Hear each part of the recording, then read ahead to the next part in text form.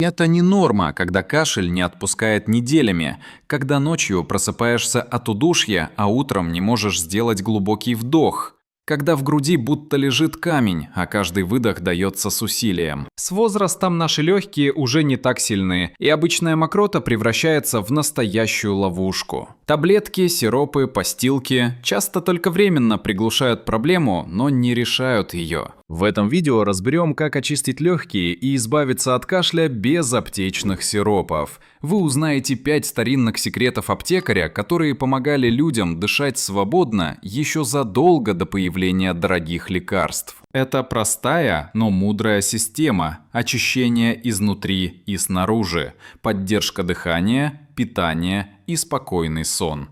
Досмотрите до конца. Вы узнаете, как вернуть легкость дыхания и перестать задыхаться по ночам. А если тема для вас актуальна, поставьте лайк авансом. Это помогает нашему каналу развиваться. А мы начинаем. Этот кашель, который будто разрывает грудь изнутри, знаком каждому. Он не отпускает ни днем, ни ночью. В груди копится густая, липкая слизь. И даже после курса таблеток и сиропов она все равно возвращается. А ведь причина не в самом кашле, а в том, что бронхи просто не справляются. Слизь становится густой, реснички внутри бронхов устают и уже не выталкивают ее, как раньше. Старый аптекарь, о котором пойдет речь, говорил просто: легкие не нужно заставлять, им нужно помочь.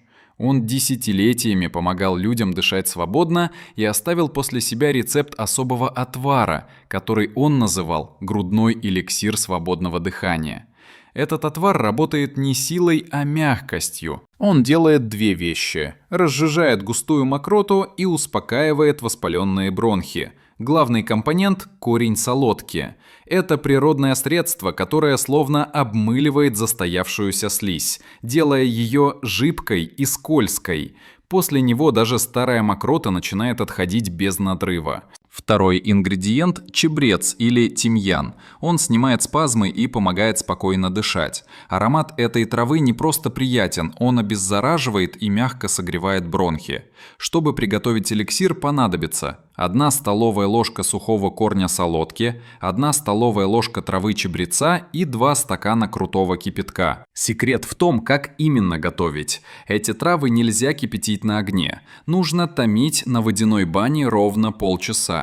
Так сохраняются все эфирные масла и полезные вещества. После этого укутать кастрюльку в полотенце и дать настояться еще 40 минут. Когда отвар станет теплым, его процеживают и доливают кипяченой водой до 2 стаканов. Пьют по 1/3 стакана трижды в день за полчаса до еды. Это важно. На голодный желудок отвар сразу идет в кровь и начинает действовать глубоко в бронхах. Через несколько дней дыхание становится легче, кашель мягче, а мокрота подвижнее. Но аптекарь всегда повторял: не лечи симптом, лечи дыхание. Поэтому у него был еще один шаг, который помогал полностью очистить горло и не позволял слизи возвращаться обратно. Когда мокрота начинает отходить, она поднимается вверх и часто застревает где-то в горле. По утрам мы чувствуем, будто там сидит комок, который невозможно ни проглотить, ни откашлять. Это раздражает слизистую, вызывает новый приступ кашля и мешает дышать спокойно. Старый аптекарь хорошо знал эту проблему. Он говорил: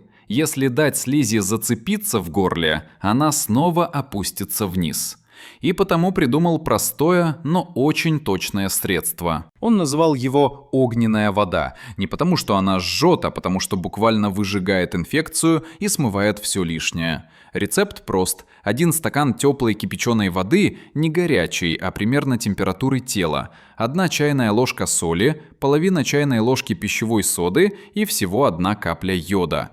Каждый ингредиент здесь играет свою роль. Соль вытягивает излишки жидкости и вязкую слизь, помогая освободить миндалины и заднюю стенку глотки. Сода смягчает и обеззараживает, а йод в такой маленькой дозе уничтожает микробы, не раздражая горло. Полоскать нужно 3-4 раза в день. Утром сразу после пробуждения, чтобы смыть слизь, скопившуюся за ночь. И вечером, перед сном, чтобы избежать ночных приступов кашля. Делайте это спокойно. Наберите в рот глоток, слегка запрокиньте голову и произнесите звук «а» или «г». Раствор должен пройти глубже, достать до места, где слизь цепляется. После нескольких полосканий вы почувствуете легкость и чистоту. Горло больше не першит, кашель становится мягким и не выматывает. Это значит, что отвар работает изнутри, а полоскание снаружи, помогая организму очиститься быстрее. Но чтобы добраться до самого дна легких, туда, где слизь оседает годами, аптекарь использовал еще один прием. Он говорил: легкие как подушка, чтобы они дышали, их нужно встряхнуть. Когда человек долго кашляет, он начинает дышать поверхностно, только верхом груди. Мы будто боимся вдохнуть глубже, чтобы снова не закашляться. Но именно из-за этого нижние отделы легких постепенно перестают работать в полную силу, а слизь как раз любит тишину и неподвижность. Там, где нет движения воздуха, она оседает и густеет. Старый аптекарь понимал это и говорил: легкие нужно не лечить, а проветривать. Для этого он учил своих пациентов простому упражнению, которое называл кузнечные меха. Смысл в том, чтобы наполнить легкие чистым воздухом до самого дна, а затем короткими толчками вытолкнуть его наружу. Так создается внутренняя вибрация, которая помогает мокроте отлипнуть от стенок бронхов. Делается это просто. Сядьте удобно, спина прямая, плечи расправлены. Сначала медленный глубокий вдох через нос. Постарайтесь не только поднять грудь, но и почувствовать, как надувается живот. Вдохните до конца, будто хотите наполнить себя воздухом целиком.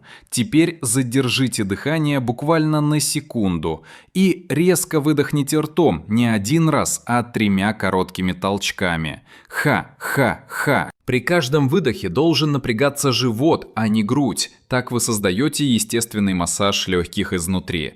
После этого сделайте паузу. Спокойно подышите секунд 15, пока дыхание восстановится. И повторите упражнение еще дважды.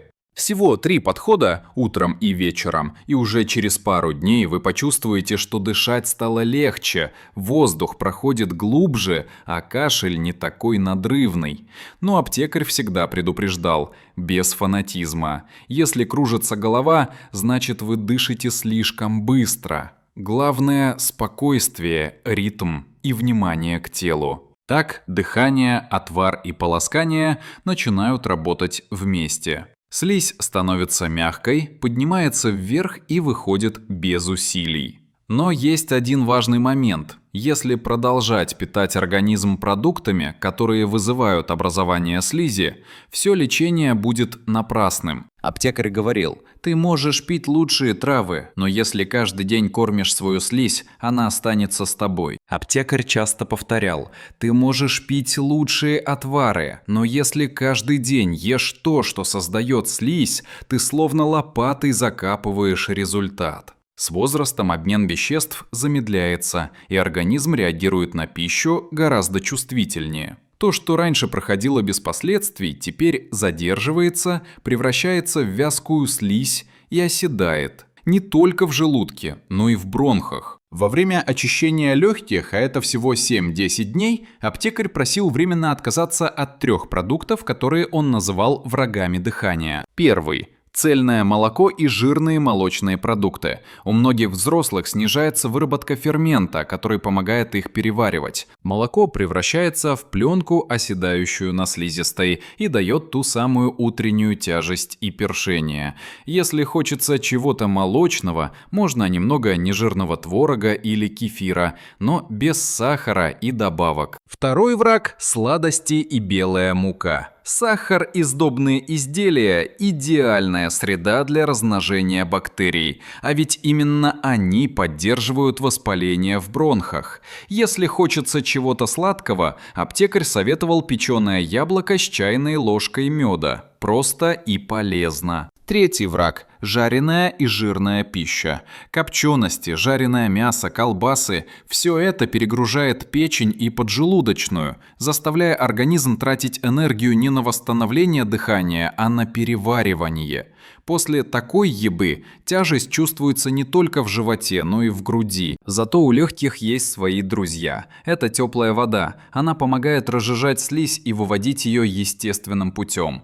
Это легкие овощные супы, каши на воде, тушеные овощи и печеные фрукты. Все простое и мягкое помогает телу сосредоточиться на очищении. Аптекарь говорил: пока очищаешь легкие, корми тело чистотой, а не привычкой. Такой рацион не только помогает от кашля, но и возвращает легкость во всем теле. Но оставалась еще одна проблема, с которой сталкиваются почти все. Кашель, который не дает спать по ночам. Днем вроде бы все спокойно, а стоит лечь, грудь начинает щекотать и сон превращается в борьбу. Для этого у аптекаря был последний, 5-й секрет. Теплый компресс, который успокаивает кашель и помогает заснуть без мучений. Самое трудное время для тех, кто кашляет – ночь. Днем мы двигаемся, говорим, отвлекаемся, а вечером ложимся и все возвращается.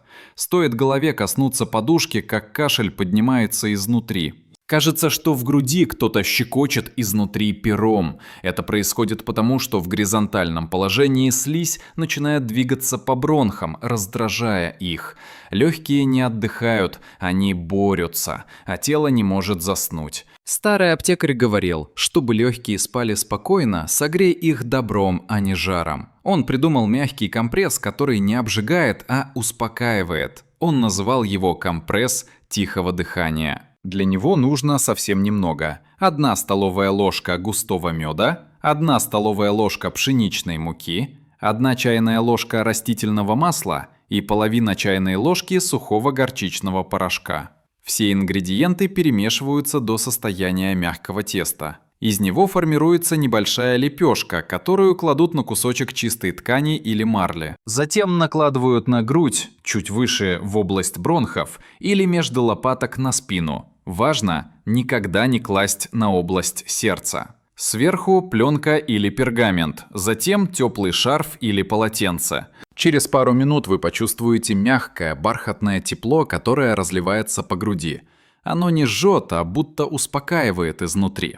Этот компресс можно держать 1 или 2 перед сном, а если кожа не слишком чувствительная, и всю ночь. Он снимает спазм, расслабляет бронхи и улучшает кровообращение. А главное, возвращает то, чего часто не хватает больному человеку – спокойный сон. Сон, который лечит лучше любого лекарства. Когда отвар очищает, полоскание смывает, дыхание выбивает, питание поддерживает, а компресс успокаивает, легкие начинают работать как часы. И тогда впервые за долгое время вы вдыхаете полной грудью и чувствуете, что воздух, наконец, снова стал легким. Если это видео оказалось для вас полезным, поддержите его лайком. Подпишитесь на канал, чтобы не пропустить новые советы для здоровья. И обязательно напишите в комментариях, помог ли вам хотя бы один из этих методов. Ваш опыт может вдохновить других.